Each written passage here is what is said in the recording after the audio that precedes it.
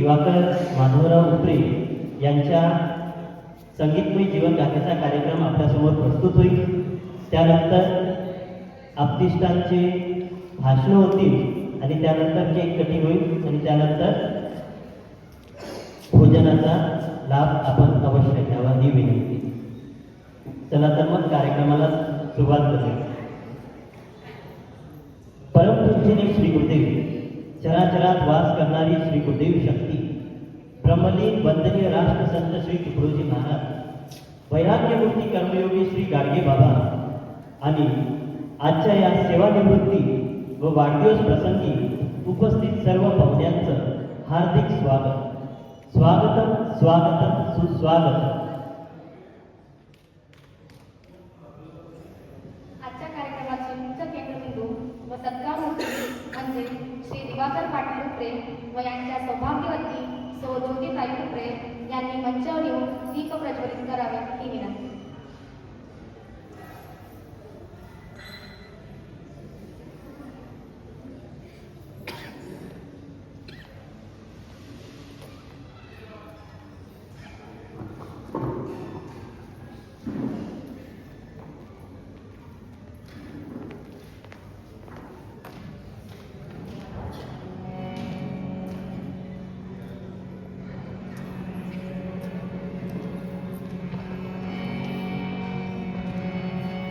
नमो सद्गुरु ज्ञान दीपा प्रकाश, नमो आद्य रूपा अनंता परेशा, नमो मंगला मंगल भैरवाय, नमो भक्तृपा पूर्ण दोषा निवाय, तुझे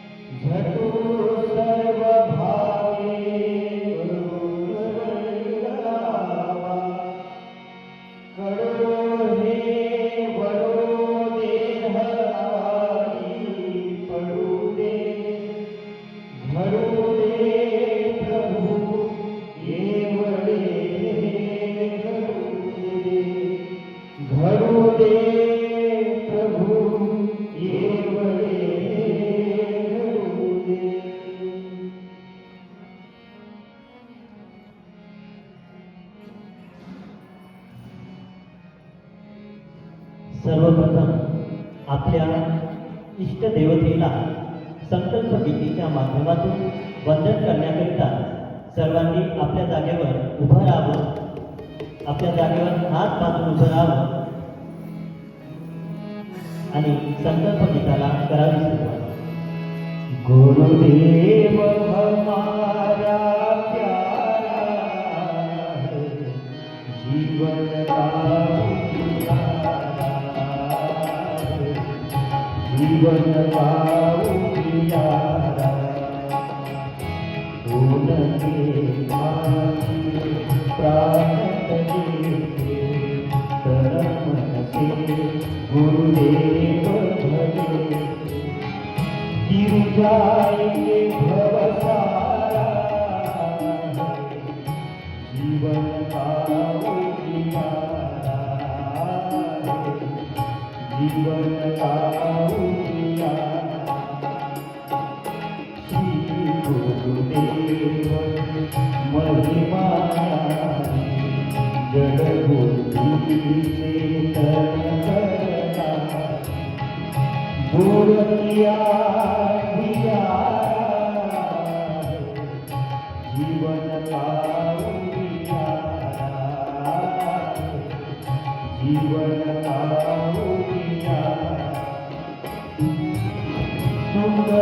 का जीवन का तुम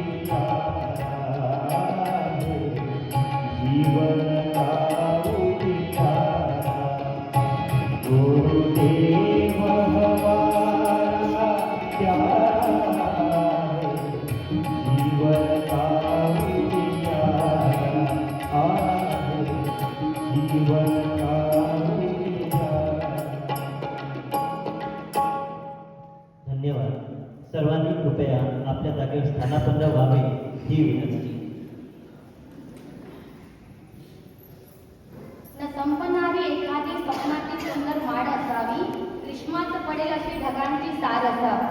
न संपणारी एखादी स्वप्नाची सुंदर माड असावी, ग्रीष्मात पडेल अशी ढगांची सर असावी.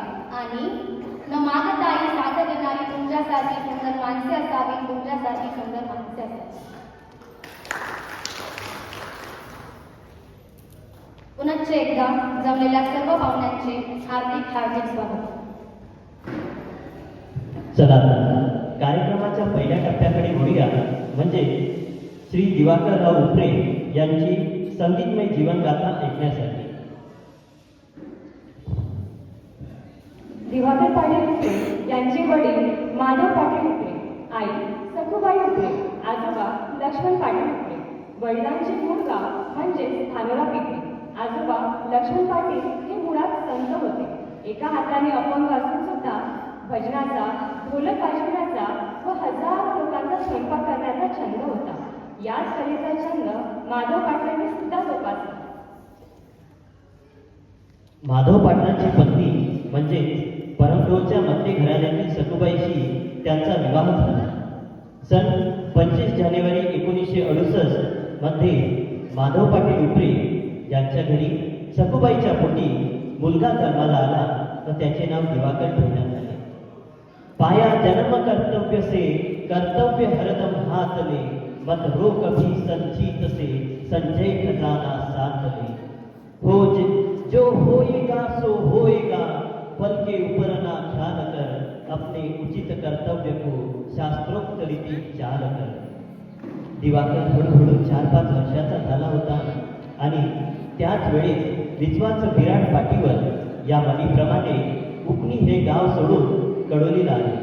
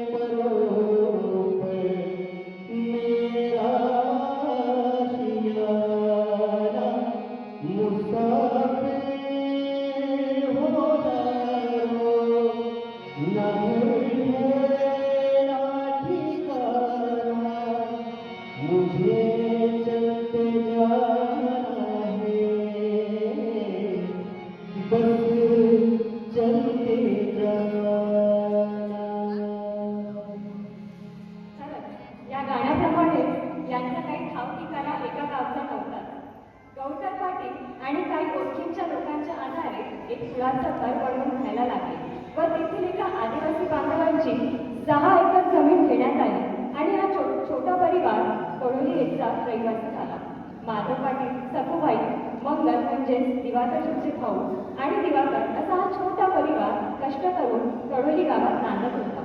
इथे कडोलीचे उपरे श्री दिवाकर पाटील उपरे व श्री मारुती पाटील उपरे या परिवारात समाविष्ट झाले. सर्वप्रथम आमचे बाबा म्हणजे दिवाकर पाटील उपरे. ही स्क्रिप्ट वाचताना मला त्यांचं सुद्धा नाव घ्यावं लागेल.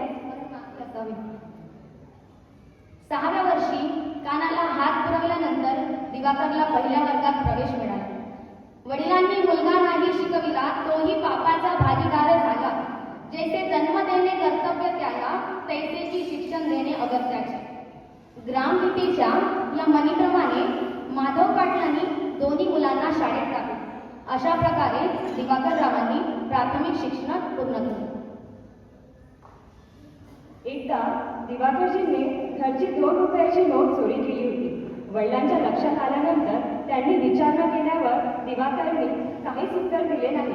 त्यावेळी वडिलांनी त्यांना बेदम मारले आणि हातपाय बांधून विहिरीत सोडण्याचा घात सुद्धा दिला होता.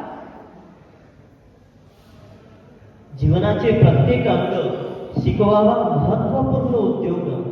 काम करावयाची चांग लाज नसयोनी विद्यार्थ्या. धाक दाखवून दिवाकरचे वडील त्यांच्याकडून श्लोक पाठ करून घेणे, भजन पाठ करून घेणे, भजन म्हणायला लावणे. कधी कधी जेवणाच्या पंक्तीत दिवाकरची आणि दिवाकरच्या वडिलांचे श्लोक म्हणण्याची शर्यत लागायची. बाज विणणे, पलंग विणणे इत्यादी शिक्षण वडिलांनी दिवाकरला दिले, जेणेकरून आपला मुलगा भविष्यात पोट भरेल ही भूमिका होती.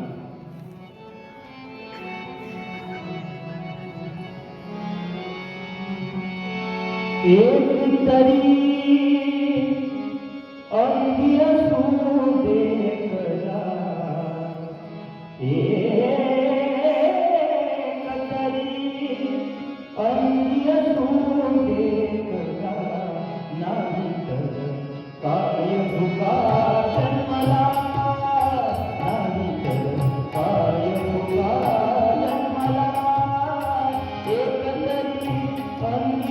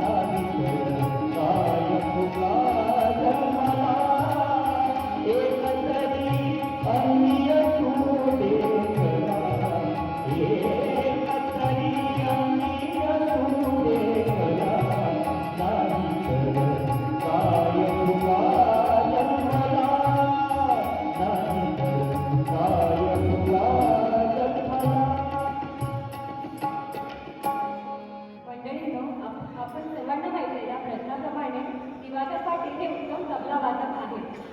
चला पुढे जाऊया. 1979 ते 1980 मध्ये दिवाकरजी 6वा वर्ग दुसऱ्या क्रमांकाने पास झाले. पुढे 7वीत शिकायचं होतं, पण घरी आर्थिक चणचण होती. आदिवासी जमीन सिलिंग कायद्यामुळे कडोलीची आदिवासीची जमीन त्यांना परत गेली. गरीब परिस्थितीमुळे वडिलांनी दिवाकरला म्हशी राखण्यासाठी 2 उडवदाणे देऊन नोकर ठेवण्यात आली. त्या दिवशी दिवाकर खूप रडले. वडिलांनी सासोड करण्यासाठी जबरदस्ती केली, तरी सुद्धा दिवाकरजींनी ऐकले नाही. त्यावेळेस जर दिवाकरजींनी म्हशी राखायला सुरुवात केली असती तर कदाचित आम्हाला हा दिवस पाहायला मिळाला नसता. 7वा वर्ग सुद्धा दुसऱ्या क्रमांकाने पास झाला व पुढच्या शिक्षणासाठी हा परिवार नांद्याला राहायला गेला आणि कडोली गाव सोडले. नांद्याला गुलाराम पाटील गोंडे यांच्या घरी किरायाने राहू लागला. आई शुभ्रमती ठेकेदाराकडे स्वयंपाकाची काम करायची आणि पुढच्या शिक्षणासाठी दिवाकरराव रोज गडचंदूरला 7 किलोमीटर पायदळ येणं जाणं करायचे. वडिलांना कीव आली तर तर बोटांमधली अंगठी विकून 250 रुपयाची 24 इंची सायकल घेतली.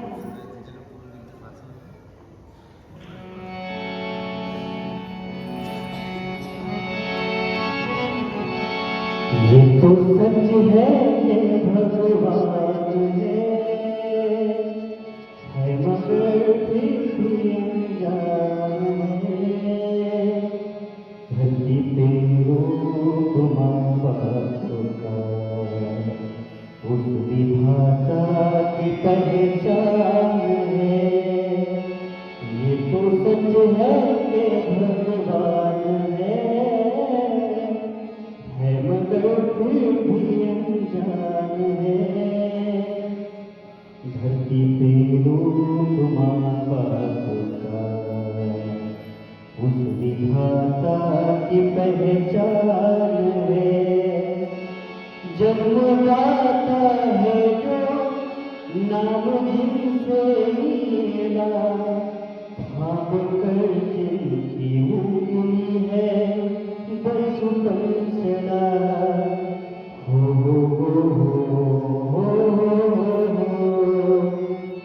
कांधे पर बैठ के दिल को देखा जान जिनसे मिला क्या भला क्या बुरा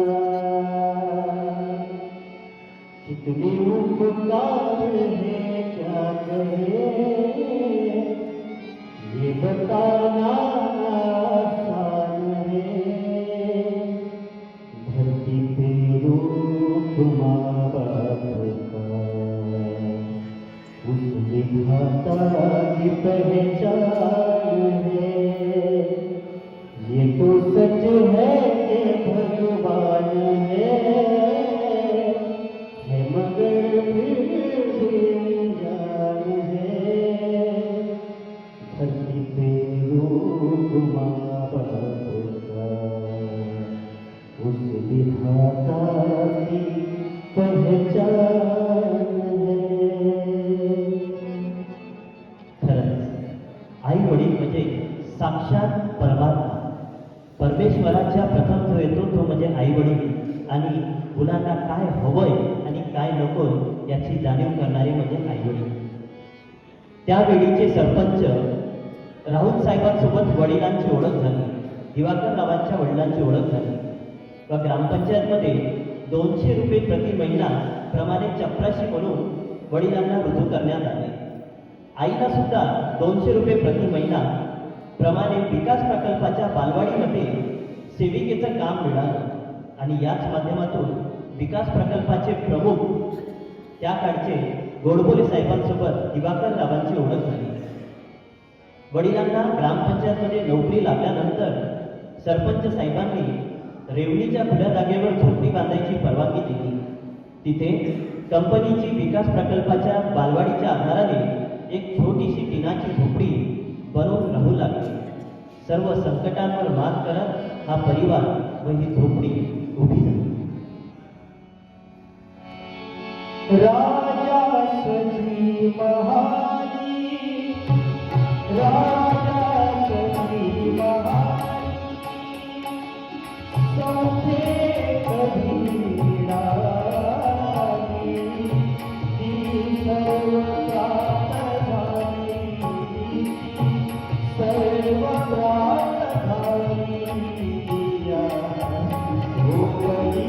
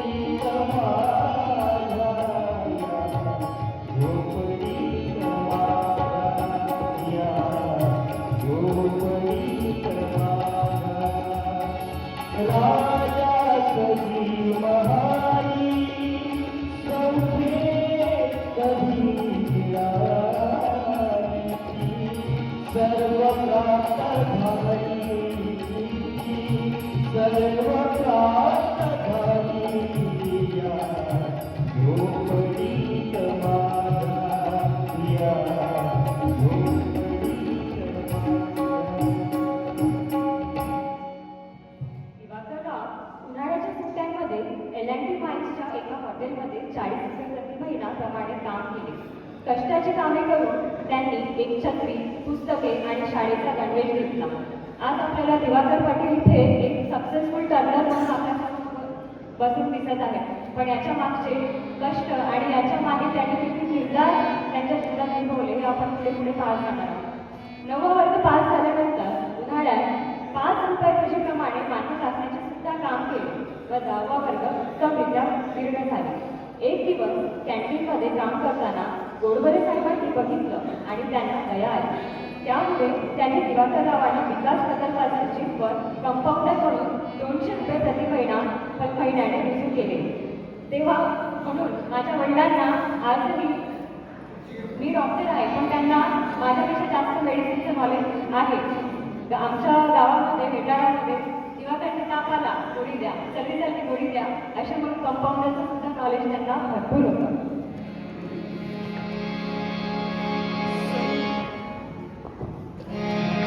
संघर्षाचे ग्रहण पसरले त्यातून गेले विजयी झाले. संघर्षाचे ग्रहण पसरले त्यातून गेले विजयी झाले. तेच लावतील दिवा उठाव, तेच लावतील दिवा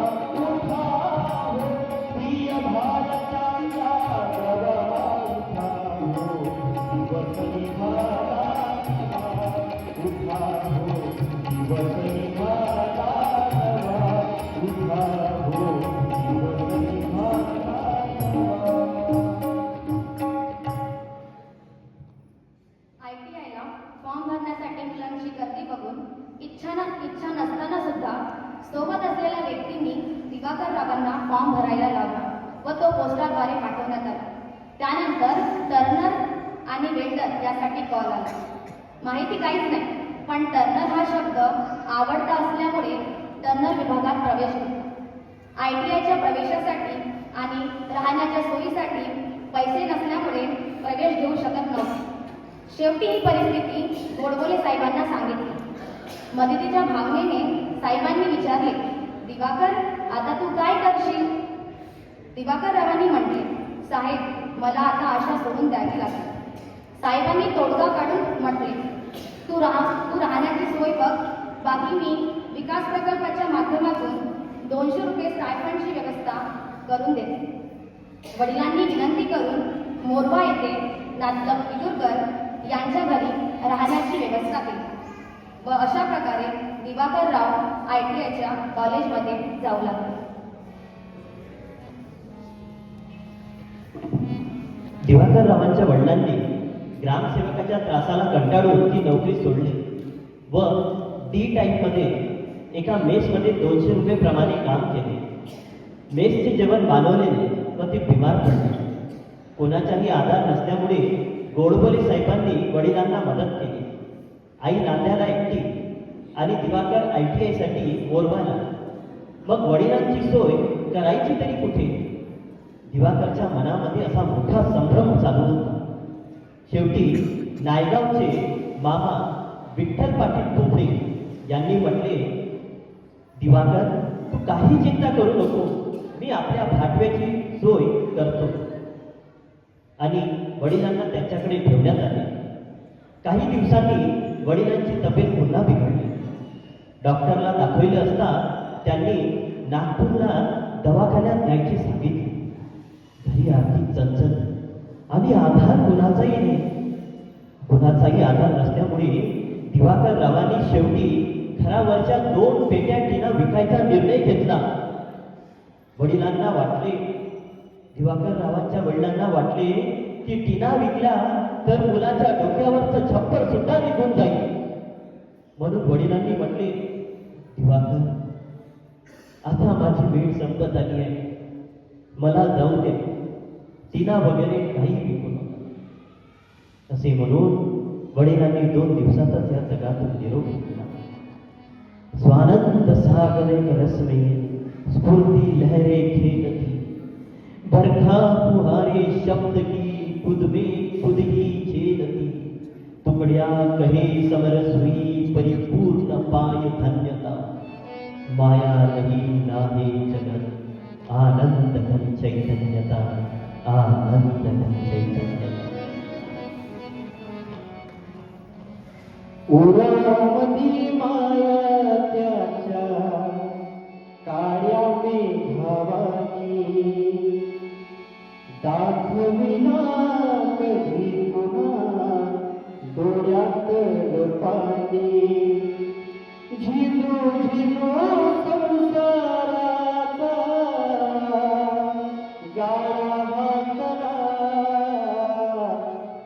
वटामध्ये हसू त्याच्या कणावा कणा, घडीभर तू थांब जरा, ऐक त्याची धापुर, लई वगळ हाय गया, उमगया बापर, उमगया बापर, लई वगळ हाय गया, उमगया बापर, उमगया बापर. मुठी मुठी माया त्याची, मुठी घालवेल, लेकराच्या पायी उभा जन्म उधळेला. मुठी मुठी माया त्याची, मुठी घालवेल, लेकराच्या पायी उभा जन्म उधळेला. आधाराचा वर जणू वाकड आभाळ, पापणात त्याच्या आईना जन्म रानोमाळ. घरीभर तू थांब जरा, ऐक त्याची धापर, लई वगळ हाय गया, उमगया बापर, उमगया बापर, लई वगळ हाय गया, उमगया बापर, उमगया बापर. ITIची दैनंदिन सुरू झाली.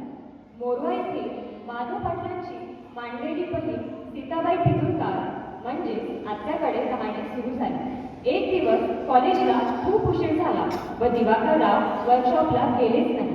दुपारच्या सुट्टीमध्ये काही वर्गमित्रांनी विचारणा केली व सरांना कळविले. सरांना परिस्थिती समजल्यानंतर सरांनी बोलावून सांगितले की तुला जसं जमेल त्या वेळेला तू येत जा. सरांनी दुसऱ्या वर्षी हॉस्टेलला नंबर लावून दिला व 40 रुपये महिना स्टायफंड सुद्धा मिळवून दिले. सोबतचे वर्गमित्र सुद्धा काही ना काही मदत करायचे. अशा प्रकारे ITIचा प्रवास पार पडला.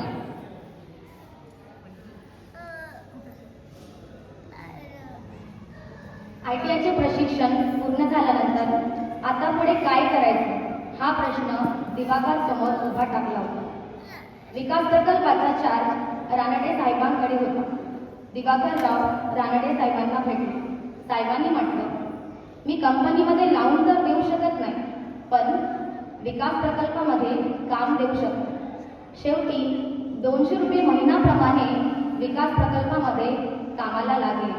परंतु कंपनीमध्ये लावून देण्याचा तगादा दिवाकररावांनी सोडला नव्हता. रतनदास ड्रायव्हरने दिवाकररावांसाठी बराच पाठपुरावा केला. पुण्याला राहायला गेलेल्या गोडबोले साहेबांना सांगून त्यांनी पिसोडकर साहेबांना काम करायला सांगितले.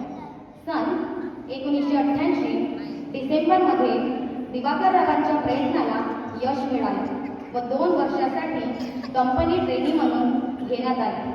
ट्रेनी म्हणून काम करताना पहिल्या वर्षी 500 तर दुसऱ्या वर्षी 550 रुपये प्रति महिना पगार मिळायचा. अशा प्रकारे ट्रेनिंगचे 2 वर्ष निघाले. म्हणून म्हणतात, मंजिलें उन्हीं को मिलती है जिनके सपनों में जान होती है. मंजिलें उन्हीं को मिलती है जिनके सपनों में जान होती है. यूं ही पंख होने से कुछ भी नहीं होता. यूं ही पंख होने से कुछ भी नहीं होता. हौसलों से उड़ान होती है. हौसलों से उड़ान होती है. अशाच प्रकारे दिवाकररावांना ITIच्या शिक्षणामध्ये यश मिळाले. ट्रेनिंग संपल्यानंतर 6 महिन्यांचा प्रोबेशन कालावधी पार पडल्यावर कंपनीत एम्प्लॉय म्हणून दिवाकरराव रुजू झाले. आता घरची जबाबदारी आणि समोर दिवाकरराव होण्यासाठी पुढचे लक्ष होते ते म्हणजे घराचे बांधकाम. दर महिन्याच्या पगारावर थोडं सामान आणून घराच्या कामाला सुरुवात केली. 1991 मध्ये घराचा पाया उभा केला. त्यानंतर एका वर्षाने भिंती व स्लॅब टाकण्यात आले. 3ऱ्या वर्षी घराचे प्लास्टर, दरवाजे असे करत 1994 पर्यंत घराचे काम पूर्ण झाले. त्यानंतर 22 मे 1994 रोजी गांधीनगर येथील गोवारदिपे घराण्यातील श्री जंगली पाटील आणि मंजुळाईबाई गोवारदिपे यांची कन्या ज्योतिषी लग्न झाले. झाले सज्जची हे वधूवर आता लग्नास यारा म्हणती. आला सर्व समाज मोहधर्मी करते पुढारी देशाच्या घटका तुला स्मरण हे देतात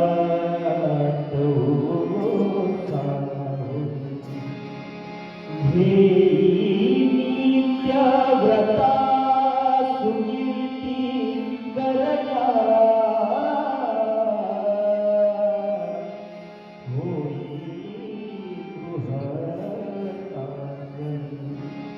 राष्ट्राच्या सुख सोयीला मदतही कार्यात आली तुला.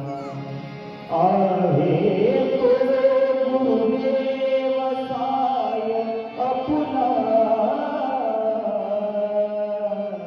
पुर्या सदा मंगल शुभमंगल सावधान.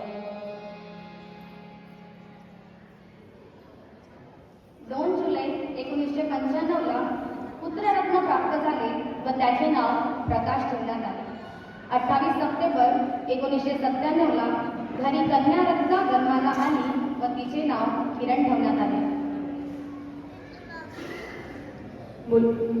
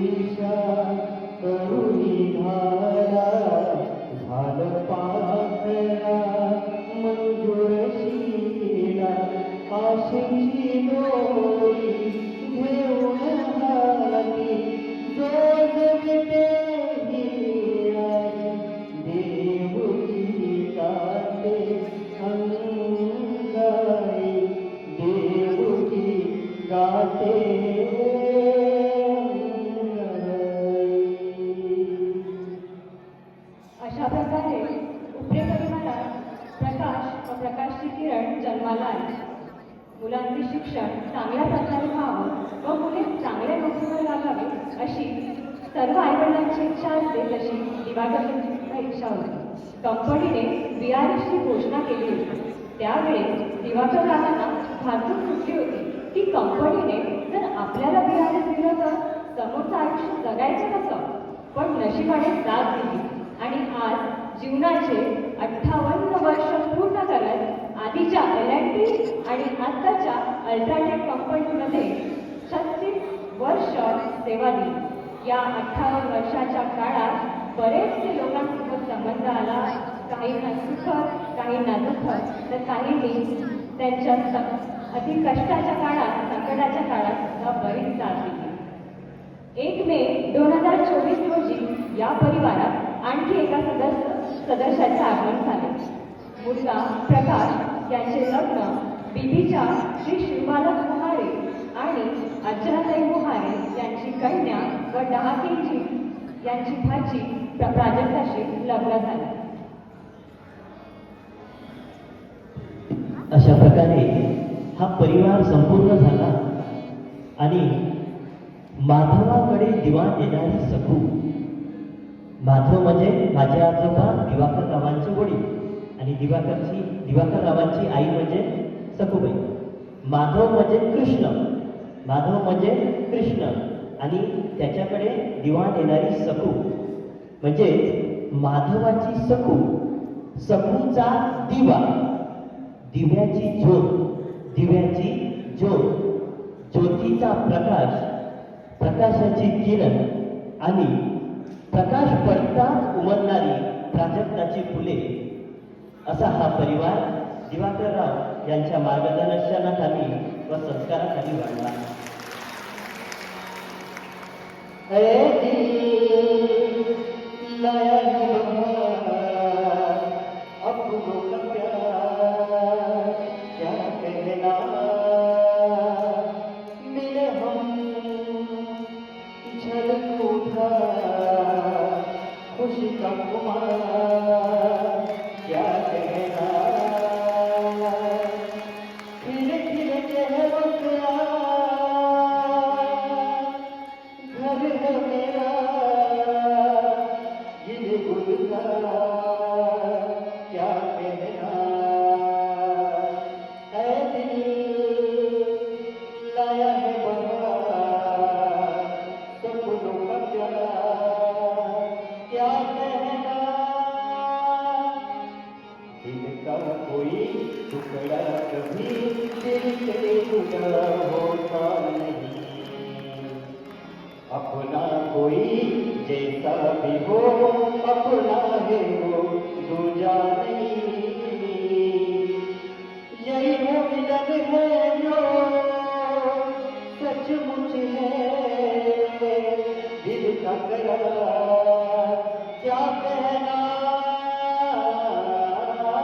यही वो मिलन है जो सचमुच है दिल का करार क्या कहना, ऐ दिल लाया है बहार, सपनों का प्यार क्या कहना.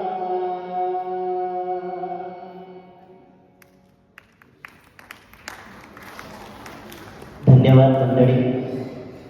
आपण सुंदरशा अशा कार्यक्रमाला प्रतिसाद दिला आणि ही संगीतमय जीवनगाथा आणखीही समोर अशाच पद्धतीने चालू राहील आणि ते बघण्यासाठी आपण सुद्धा असाल अशी मी हृदयचरणी प्रार्थना करतो व कार्यक्रमाच्या पुढच्या प्रसंगाला वळतो.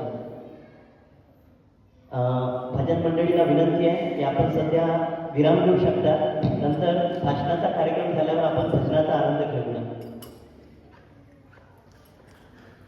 एकदा भजनाची जी आपल्याला आणि भावगीतांची जी आपल्याला साथ दिली ते असे आमचे परममित्र परमबंधू आकाश महाराज ताविडे, तसेच अमर महाराज ताविडे हार्मोनियम वादक, आकाश महाराज ताविडे आणि तबला वादक अमर महाराज ताविडे आणि त्यांचे सहकारी श्री गणेशदादा सावरकर व कुणाल उरपुडे यांच्यासाठी सर्वांनी एकदा जोरदार टाळ्या होत्या. यानंतर आतापर्यंत काय घडलं, बाहेरच्या म्हणजे घरच्या जगात काय घडलं हे आपण ऐकलं, पण कंपनीच्या जगात काय घडलं हे आपण ऐकण्यासाठी मी श्री कुशालरावजी जाधव यांना विनंती करतो की ते अवघ्या थोडक्यात आपले प्रसंग इथं अनुभव सांगतील अशी मी त्यांना विनंती करतो.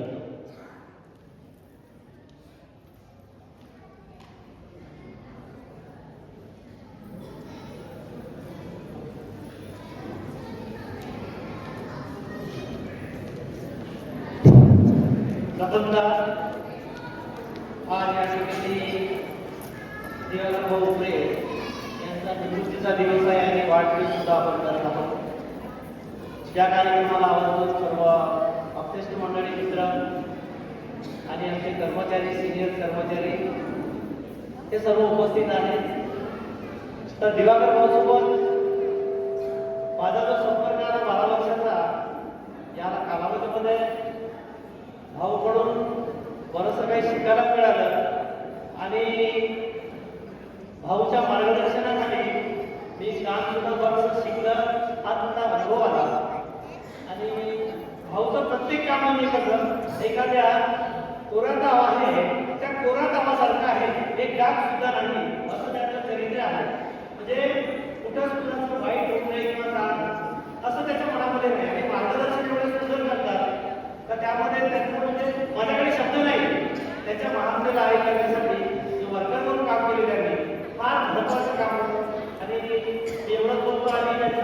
जे फॅमिली आहे जो सगळा कार्यक्रम अरेंज केला आहे त्यामध्ये एवढं मस्त सुंदर त्यांनी आजकाल तुम्ही पाहिलं नाही आपल्या कार्यक्रमामध्ये बरेचसे सेलिब्रेशन झाले आहे ठिकाणी. तर असं हा महत्वाचा एक चांगला व्यक्तिमत्व खूपच व्यक्तिमत्व सुंदर पुस्तक आणि वही सुद्धा छान आहे. आणि यांचं या ठिकाणी समोर सुद्धा जीवनाचं सामाजिकरण याच्यामध्ये आणि त्यांचं जे काही आहे दुर्दैव सेवा मंडळ यांना सुद्धा ते काही देऊ शकतात आणि भरपूर काही त्यांना आणखी करायचं आहे. एक जबाबदारी समजली दुसरी सामाजिक जबाबदारी त्यांच्यावर लादली आहे आणि हे सुद्धा काही चांगल्या प्रकारे पार करतील आणि आपल्यासारख्याला मार्गदर्शन करत राहतील अशी एवढी अपेक्षा बाळगतो आणि माझ्या दोन शब्द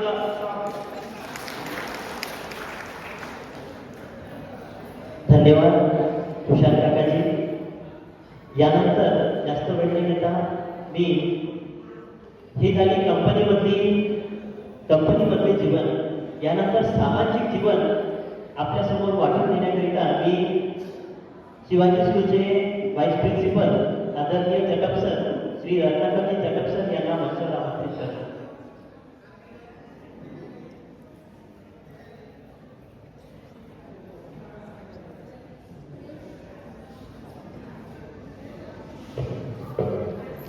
चराचरात वास करणारी दुर्दैव शक्ती वंदनीय राष्ट्रसंत तुकडोजी महाराज यांच्या प्रतिमेस प्रथमतः अभिवादन करतो. तिमिरातून तेजाकडे नेणारं व्यक्तिमत्व म्हणजे दिवाकर भाऊंचं आहे. दिवा म्हणजे प्रकाश आणि दिवा म्हणजे सरकार, म्हणजे जो अंधारात प्रकाश करतो असं हे व्यक्तिमत्व म्हणजे दिवाकर भाऊंचं आहे. आणि त्याच्यासोबतच ज्योती ताईंची साथ सुद्धा लावलेली आहे आणि यांच्याच ज्योतिताईच्या चित्रातून प्रकाश आणि किरण आणि आता प्राजक्ता सगळा परिवार आहे. आपल्या सगळ्यांना माहिती आहे की गुरुदेव सेवा मंडळाचं काम दिवाकर भाऊंनी वसावून घेतलेलं आहे आणि लहानपणापासून आम्ही पाहतो आमचे बंधू स्वर्गीय लवजी कदम यांच्या सहवासातून दिवाकर भाऊकडे आम्ही भजन पूजन करायचं. त्यावेळेस त्यांचं म्हणायचं दिवाकर भाऊ शिस्त आणि संघर्षाचं प्रतीक आहे. माणसानं काम करत असताना नियोजन कसं केलं पाहिजे हे निश्चितच दिवाकर भाऊंना आम्ही शिकलो आणि म्हणूनच आज त्यांनी किरण आणि प्रकाश या दोघांनाही चांगलं शिक्षण दिलं आणि हे सुद्धा त्यांच्याच पावलावर पाऊल टाकून आज काम करताना आपल्याला दिसत आहे. मी अधिक वेळ घेणार नाही, पण आजचा हा सोहळा जर आपण बघितला तर हा सेवानिवृत्तीचा सोहळा नाही. मला असं वाटतं की हा सेवानिवृत्तीचा सोहळा नाही, हा दिवाकर भाऊच्या कर्तृत्वाचा गौरव करताना प्रेरणादायी सोहळा आहे असं मला वाटतं. कारण त्यांच्यामध्ये घेण्यासारखं आहे आणि निश्चितच त्यांचा प्रवास हा जीवनाचा खडतर प्रवास होता. अत्यंत अशा वाईट परिस्थितीतून आपला जीवनमान उचलण्याचा प्रयत्न त्यांनी केला. खास करके बघतो आमची ताई योशनाताई यांनी आम्हाला लहानपणी दिवाकर भाऊच्या गोष्टी सांगा. ज्या शाळेत जायचे पुस्तक नसायचं, शाळेत जायचे कपडे नसायचे, शाळेत जायची पेन नसायची आणि अशाही परिस्थितीमध्ये एक चांगलं शिक्षण देण्याचं काम दिवाकर भाऊने केलं आणि म्हणूनच एक आदर्श व्यक्तिमत्व निश्चितच आम्ही त्यांना मानतो आणि त्यांच्या आयुष्यात समोरही त्यांची प्रगती हो असं मी ईश्वराची प्रार्थना करतो आणि मी त्यांना पुन्हा एकदा स्वतः परिवाराकडून शुभेच्छा देतो आणि माझे दोन शब्द या ठिकाणी संपवतो. धन्यवाद.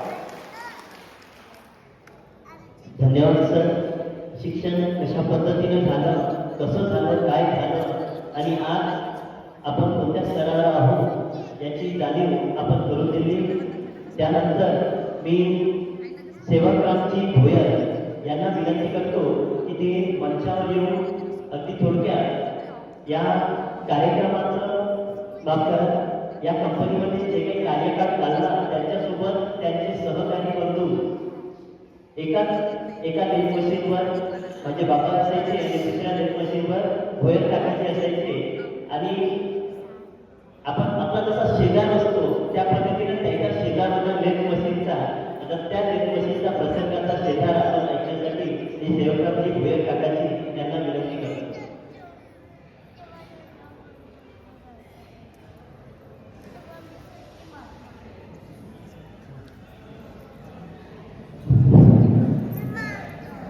सगळ्यांना माझा नमस्कार, शुभ संध्या.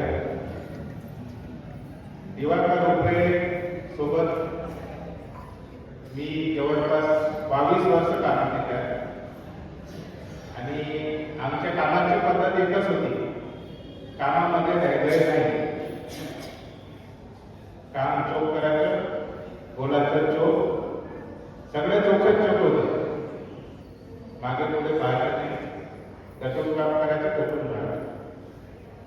त्यांच्या रिटायरमेंट झाला आहे आणि पुढील आयुष्यासाठी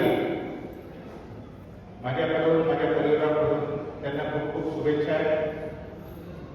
कामाची पद्धत होती ती चांगली होती आमची. आम्ही आजपर्यंत मिळून मिसळूनच होतो, म्हणून मी आज गोंदिया जिल्ह्यातून इथपर्यंत आलो त्यांच्या रिटायरमेंटसाठी. बाकी तर भरपूर आहे, पण बोलणं कधी नाही, कारण की भाषण करायची सवय नाही, कामाची सवय होती. खूप खूप शुभेच्छा.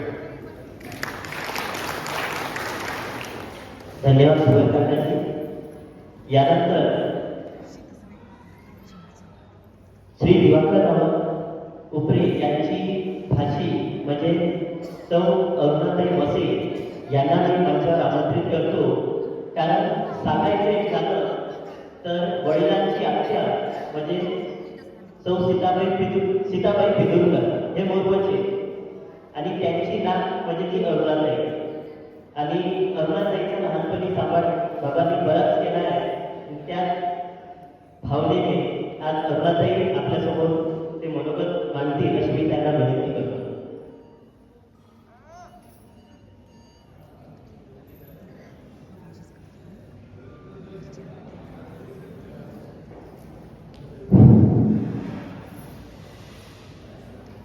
सर्वप्रथम मंचावर उपस्थित असलेल्या व आजच्या कार्यक्रमाचे मुख्यमंत्री व पाहुणे मंडळी यांचे अभिवादन करतो.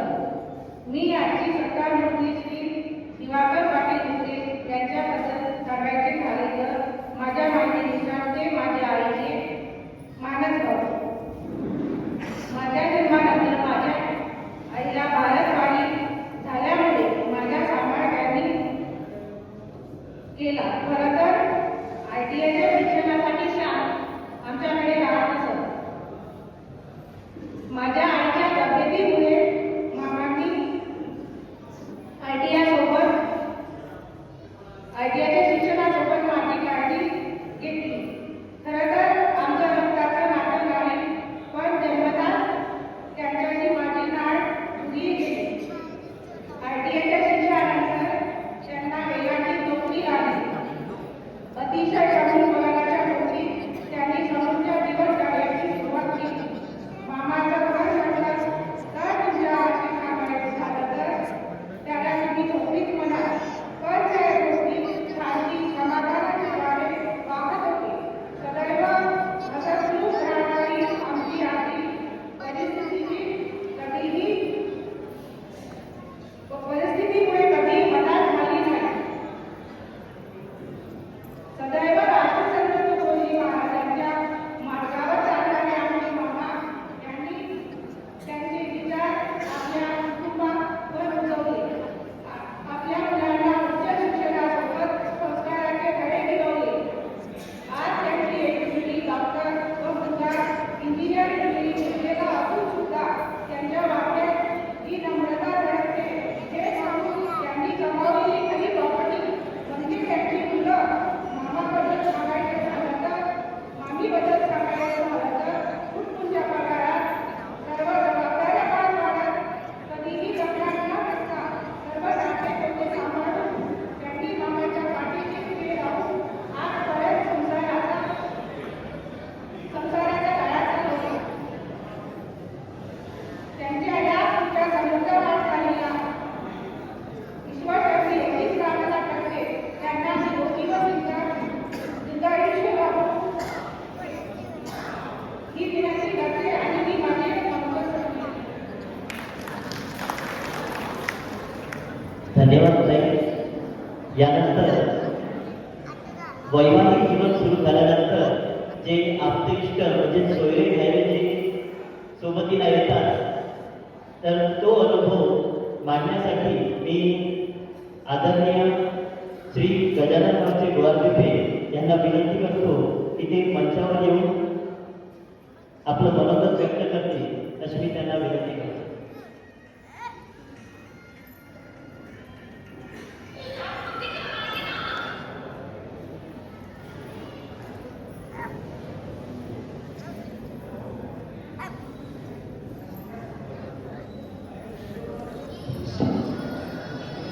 हॅलो.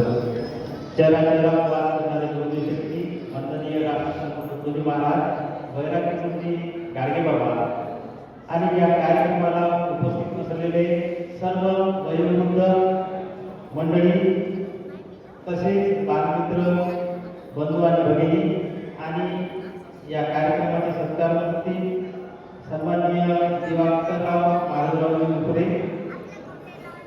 तर आता आपण संगीतमय गाथेतून त्यांच्या जीवनगाथेबद्दल ऐकलेलं आहे आणि या कार्यक्रमाच्या माध्यमातून जवळपास त्यांच्या लग्नाला 30-31 वर्ष झाले. तर ज्या गोष्टी आम्हाला माहीत नव्हत्या त्या या कार्यक्रमाच्या निमित्तानं ऐकायला मिळाल्या, अनुभवायला मिळाल्या.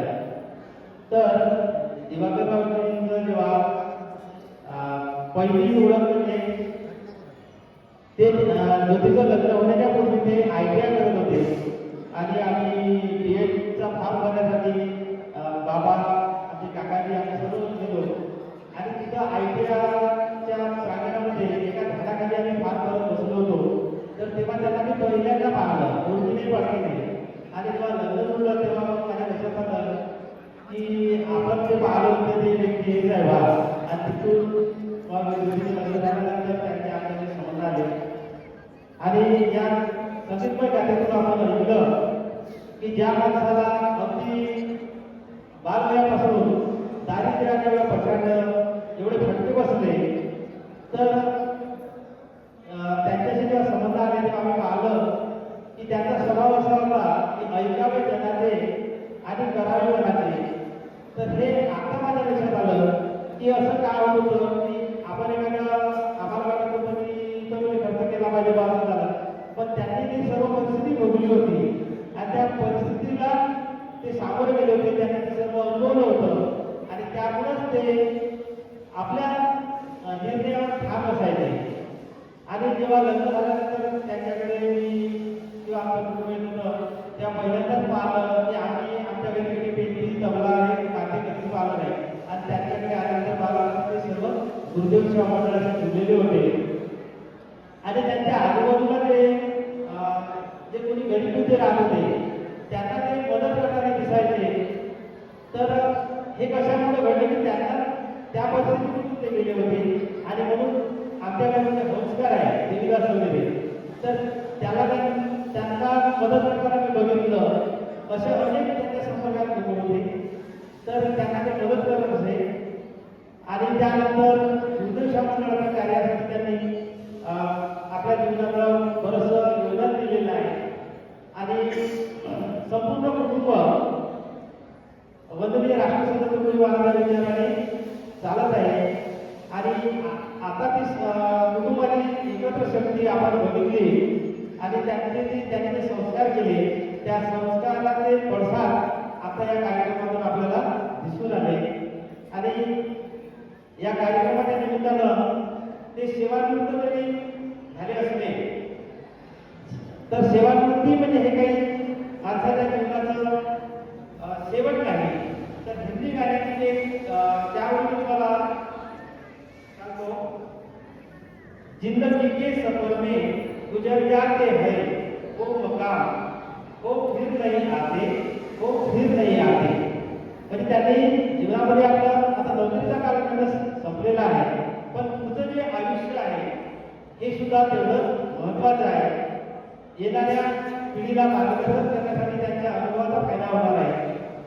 तर त्या दृष्टीनं या कार्यक्रमाच्या निमित्तानं उपस्थित सर्वांच्या वतीनं त्यांचं नवीन आयुष्य सुखी समाधानी व आरोग्यदायी जावं अशी ईश्वरचरणी प्रार्थना करतो आणि तेच थांबतो. जय हिंद. धन्यवाद बाबाजी. अतिशय सुंदरपणे आपण जी काही तुमची भेट झाली ती फॉर्म तेव्हापासून जे पारिवारिक प्रसंग होते ते आपण अतिशय छानरित्या आपल्यासमोर मांडले. कधी कधी असं वाटतं की वडिलांच्या घराण्यात लक्ष्मण पाटील आजोबा संत होते, माधव पाटील संत होते, म्हणजे भजनाचा नाद होता. त्यानंतर बाबांनी इथे ढोलक वाजवण्याचा, तबला वाजवण्याचा, भजन म्हणण्याचा आणि एवढंच नव्हे तर विवाहानंतर ज्यांच्याशी गाठ जुळली म्हणजे ते गोवारपे घराण्याशी, तर तिथे सुद्धा गुरुदेव सेवा मंडळाचा पाया रचला होता. एवढंच नाही तर माझं लग्न सुद्धा ज्या घराण्याशी म्हणजे मोहारे परिवाराची जी मुलगी आहे तिचे सुद्धा आजोबा गुरुदेव भक्त होते. बाबा सुद्धा प्राजक्ताचे अतिशय छान रित्या तबला वाजवायचे. असा प्रसंग जुळून येणं म्हणजे याच्यासाठी खरंच कुठंतरी नशीब म्हणावं लागतं. आणि जन्मोजन्मी आम्ही खूप पुण्य केले तेव्हा कृपा प्रसादे फळा आले अशा म्हणीप्रमाणे हा सर्व प्रसाद आम्हाला मिळत आहे, कारण कृपा त्याची आहे. यानंतर श्री अरुणभाऊ रागे यांना विनंती करतो की मंचावर येऊन शेजार धर्म काय आणि शेजारपण कसं होतं हे सांगण्यासाठी मी मंचावर त्यांना आमंत्रित करतो. थोडीशी गडसोसा शेवटचं भाषण आहे.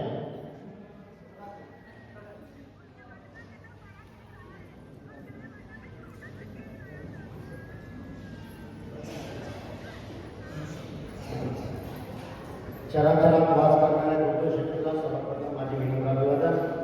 राष्ट्रसंत तुकडोजी महाराज, वैरागी गाडगे बाबा यांच्याही प्रतिमेला सर्वप्रथम मी विनम्र अभिवादन करतो.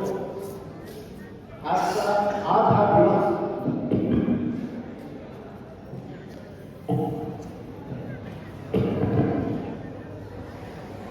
आमच्या शेजारी आमचे दादा उपळे दादा यांचा वाढदिवस तेव्हा निवडणुकीचा शेजार धर्म कसा असावा, शेजारी कसा असावा याचं उत्तम उदाहरण म्हणजे आमचे उपळे दादा. मी या मंचाच्या माध्यमातून सर्वप्रथम त्यांना या वाढदिवसाच्या खूप खूप हार्दिक शुभेच्छा देऊ इच्छितो. माझ्याकडून माझ्या संपूर्ण वाढदिवस परिवारातर्फे.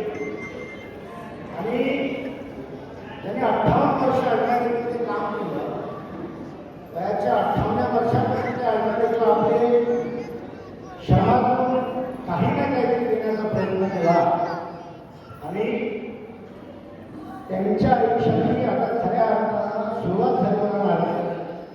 त्याला अडकाडीमध्ये काम करत असताना ऊन वारा पाऊस या तिन्ही गोष्टीची कितीही मारामारी राहिली तर इथं बसणारे बरेचसे अडकाडीमध्ये काम करणारे एम्प्लॉय आहेत.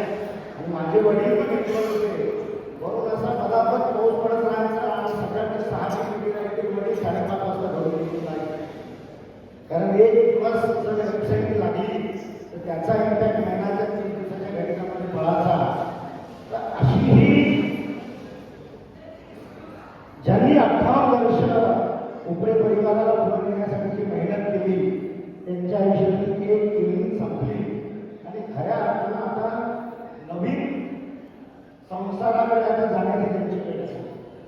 आता प्रकाशने म्हटल्याप्रमाणे या दिव्याची ज्योतीचा प्रकाश आणि प्रकाशातून मिळालेलं किरण आणि यांच्या कुटुंबामध्ये येणारी प्राजक्ता आमची भाषी असा हा सुंदर परिवार आमच्या काकाजींनी सांभाळून ठेवला. आणि शेवटी संत परिवारातले आहेत एक म्हण अशी आहे की संपत्ती कमावण्यापेक्षा संतती अशी कमवा की पुढे जाऊन ती संपत्ती कमवल. असा हा सुंदर आमच्या उपरे काकाजींनी एक सुंदर परिवाराची माळ त्यांनी तयार करून ठेवली. मी त्यांच्या शेजारी असल्यामुळं त्यांच्या आयुष्यातले बरेच काही प्रसंग आले गेले त्यांनी मला सांगितलं. त्यांच्यातला एक चांगला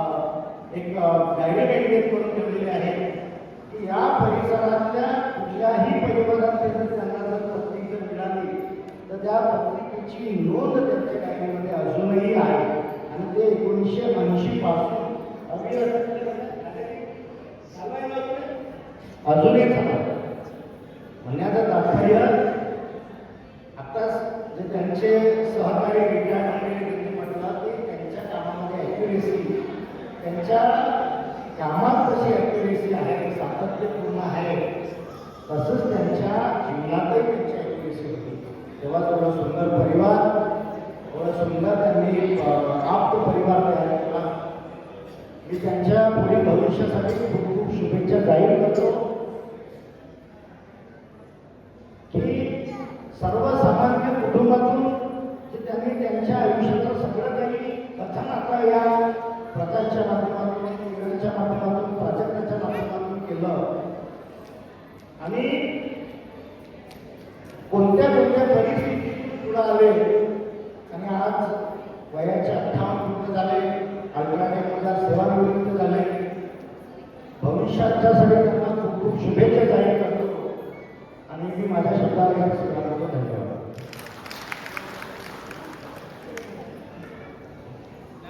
धन्यवाद. अतिशय वार्षिकपणे शेजार धर्म काय असतो हे आपण सर्वांसमोर मांडले. यानंतर 8:30 वाजलेले आहेत. ज्या पद्धतीने पत्रिकेत नमूद होतं त्याच पद्धतीने जेवणाचा सुद्धा कार्यक्रम सुरू झालेला आहे. तरी सर्व पाहुणे मंडळींना मी विनंती करतो उपरे परिवारातर्फे की आपण जेवणाकडे सुद्धा वळू शकता आणि सोबत मंचावर भेटीसाठी सुद्धा येऊ शकता. कृपया कुणीही भेट वस्तू अशा पद्धतीचे वस्तू आणू नये ही विनंती आहे. जसं नमूद केलं होतं पत्रिकेमध्ये तरी सुद्धा आपण वरती येऊन सर्व भेट देऊ शकते. आणि आमच्या आकाशवाणाला विनंती करतो की सुगम संगीताच्या सुरुवात करा.